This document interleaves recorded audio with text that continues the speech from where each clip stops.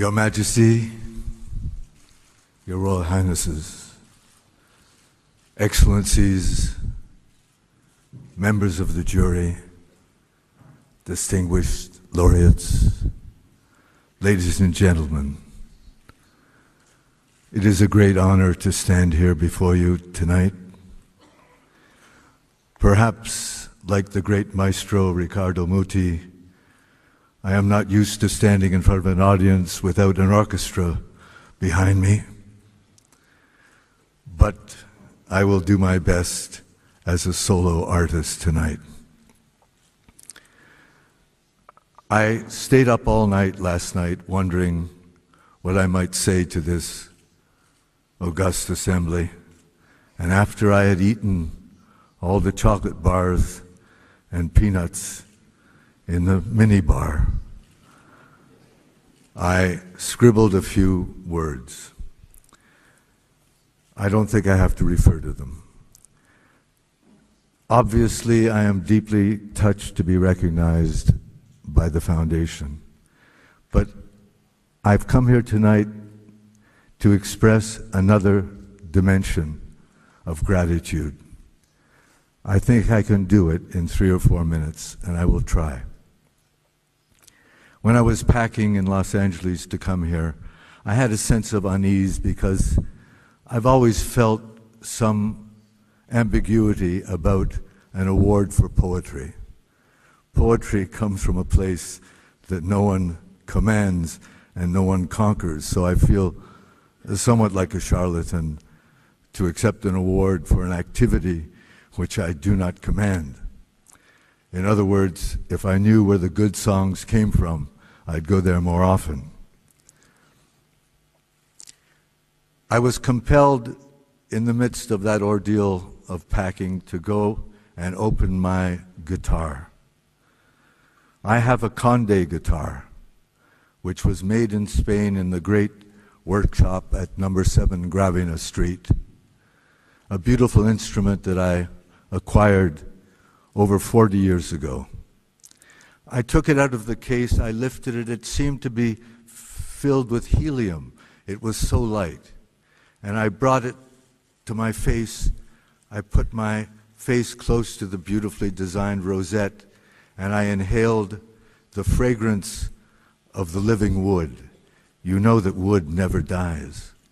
I inhaled the fragrance of cedar, as fresh as the first day that I acquired the guitar. And a voice seemed to say to me, "You are an old man, and you have not said thank you.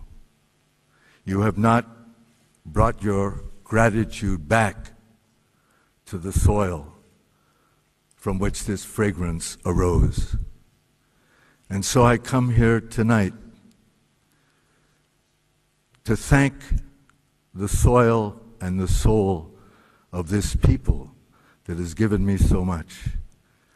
Because I know, just as an identity card is not a man, a credit rating is not a country. Now, you know of my deep association and confraternity with the poet Federico García Lorca. I could say that when I was a young man, an adolescent, and I hungered for a voice, I studied the English poets, and I knew their work well, and I copied their styles, but I could not find a voice. It was only when I read, even in translation, the works of Lorca, that I understood that there was a voice. It is not that I copied his voice. I would not dare. But he gave me permission to find a voice, to locate a voice, that is, to locate a self that is not fixed, a self that struggles for its own existence. And as I grew older, I understood that instructions came with this voice. What were these instructions? The instructions were never to lament casually. And if one is to express the great inevitable defeat that awaits us all, it must be done within the strict confines of dignity and beauty. And so I had a voice, but I did not have an instrument. I did not have a song. And now I'm going to tell you very briefly a story of how I got my song. Because I was an indifferent guitar player. I banged the chords. I only knew a few of them. I sat around with my college friends drinking and singing the folk songs or the popular songs of the day, but I never in 1,000 years thought of myself as a musician or as a singer. One day in the early 60s, I was visiting my mother's house in Montreal. The house is beside a park, and in the park there's a tennis court where many people come to watch the beautiful young tennis players enjoy their sport. I wandered back to this park, which I had known since my childhood, and there was a young man playing a guitar. He was playing a flamenco guitar. And he was surrounded by 2 or 3 girls and boys who were listening to him. I loved the way he played. There was something about the way he played that captured me. It was the way I wanted to play and knew that I would never be able to play.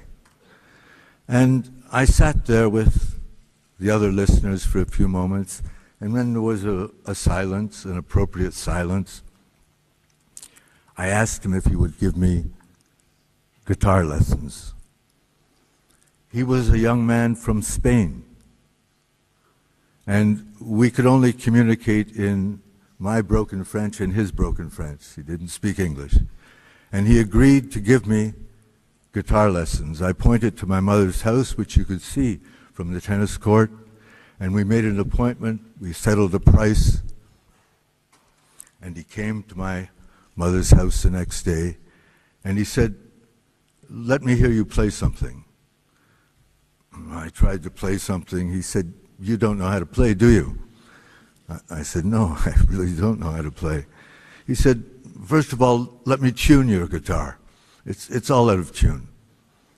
So he took the guitar and he tuned it. He said, "It's not a bad guitar."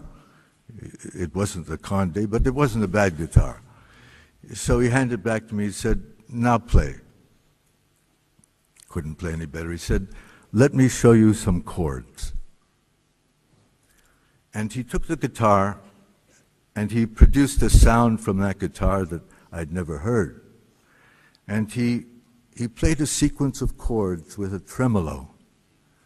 And he said, "Now you do it." I said, "It's out of the question. I can't possibly do it." He said, "Let me put your fingers on the frets." And he put my fingers on the frets. And he said, now play." It was a mess. He said, "I'll come back tomorrow." He came back tomorrow. He put my hands on the guitar. He placed it on my lap in the way that was appropriate. And I began again with those 6 chords, 6-chord progression that many, many flamenco songs are based on. I was a little better that day. The third day improved, somewhat improved. But I knew the chords now, and I knew that although I couldn't coordinate my fingers with my thumb to produce the correct tremolo pattern, I knew the chords. I knew them very, very well by this point. The next day, he didn't come. He didn't come. I had the number of his boarding house in Montreal. I phoned to find out why he had missed the appointment, and they told me that he'd taken his life, that he committed suicide. I knew nothing about the man. I did not know what part of Spain he came from. I did not know why he came to Montreal. I did not know why he stayed there. I did not know why he appeared in that tennis court. I did not know why he took his life. I was deeply saddened, of course. But now I disclose something that I've never spoken in public. It was those 6 chords. It was that guitar pattern that has been the basis of all my songs and all my music. So now you will begin to understand the dimensions of the gratitude I have for this country. Everything that you have found favorable in my work comes from this place. Everything that you have found favorable in my songs and my poetry are inspired by this soil.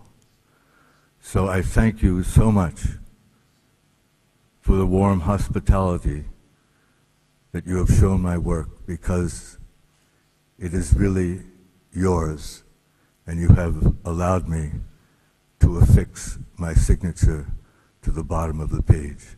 Thank you so much, ladies and gentlemen.